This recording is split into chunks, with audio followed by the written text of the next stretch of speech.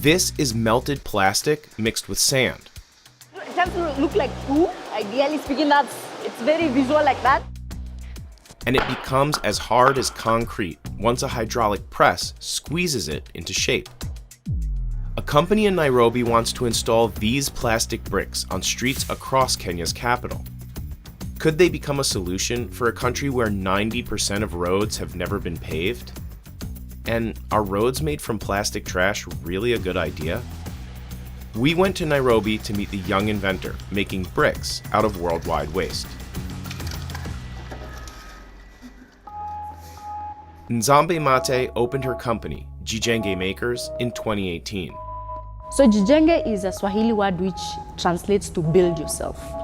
The factory processes 3 of the 7 types of single-use plastics.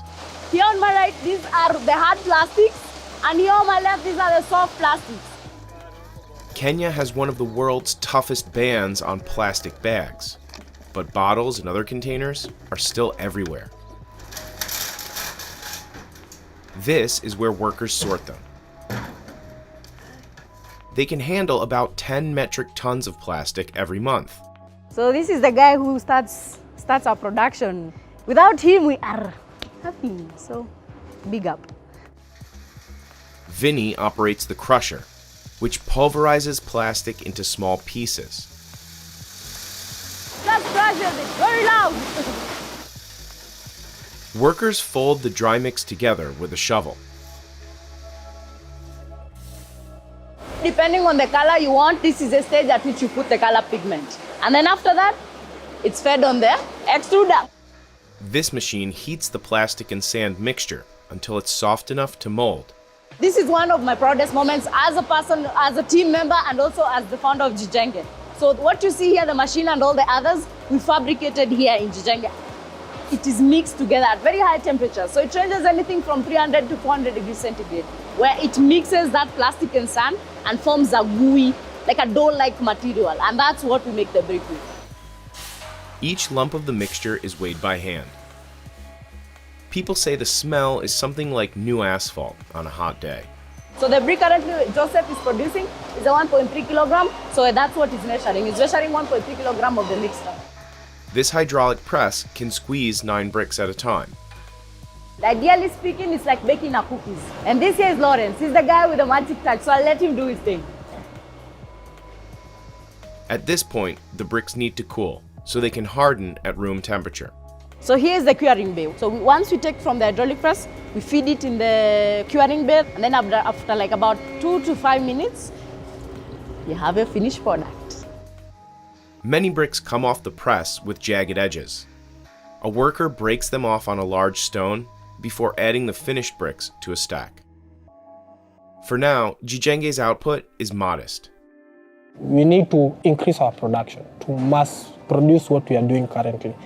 Right now we are doing like around 1,500 blocks a day.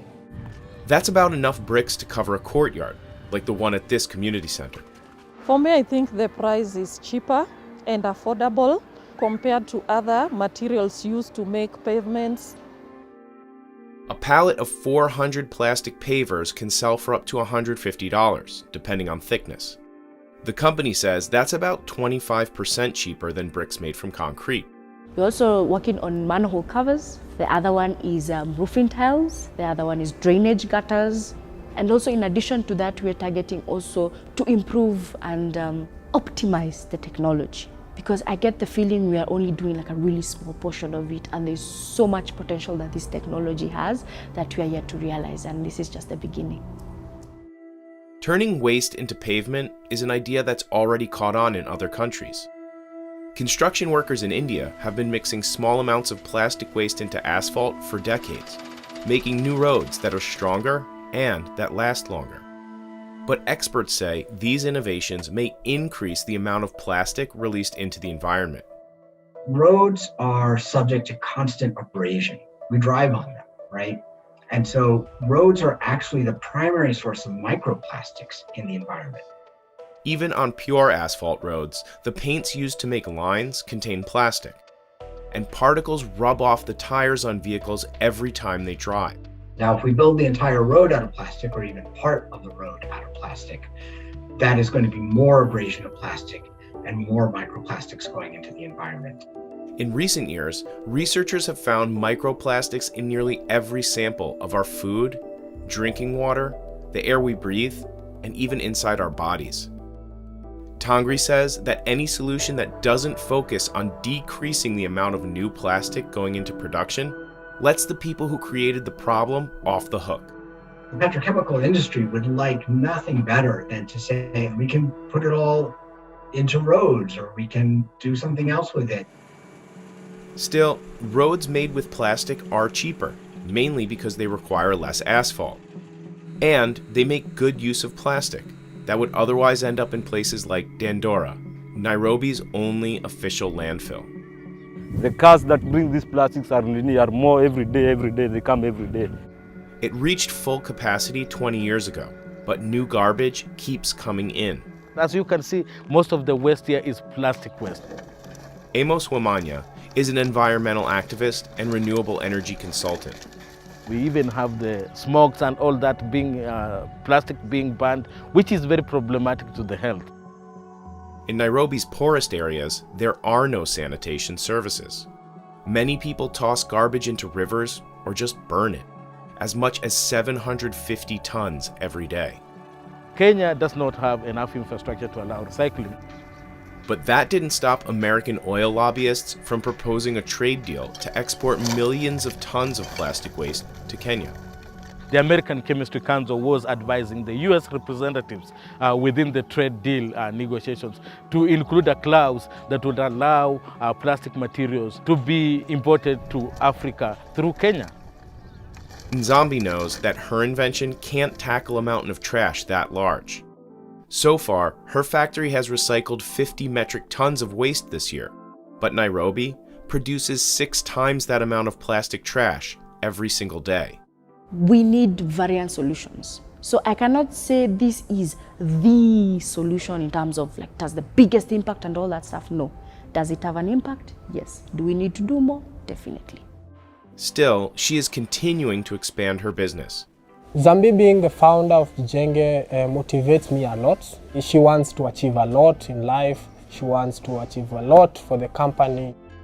In 2020, the United Nations recognized Nzambi as a young champion of the earth and awarded her $10,000. And she says her company is closing a $500,000 seed funding round. We have more demand that we can supply. And that's because there's a lot of market awareness and market uptake that is coming in. And once again, as I said, with the shipmental shift, with consumption, but we cannot produce that. She employs 20 people full-time, nearly all of them under 30 years old. Me, my team, and everyone else in the space, we get to earn a living, and that I'm happy with. Most of her customers are local, including her mother, who is also an entrepreneur. She just started a business raising egg-laying hens in her backyard. They are very peaceful birds. Yeah, I've got 1,200. Yes. Nzambi's first experiments with plastic trash took place here. Now, her bricks cover the entire driveway. Even outside, she has done this up to outside the compound. And we are very grateful. Now we live in a very good place. Eventually, Nzambi wants her business to grow internationally. Plastic waste is not just a Kenya problem, it's not a Nairobi problem, it's a worldwide problem. And so if we can figure out how to solve it in our local, then it's easy to replicate that solution to maybe to start in the East Africa region, and then to the greater part of the world. And her biggest fans support the future she's building, one brick at a time. As a mother, I'm very proud about her.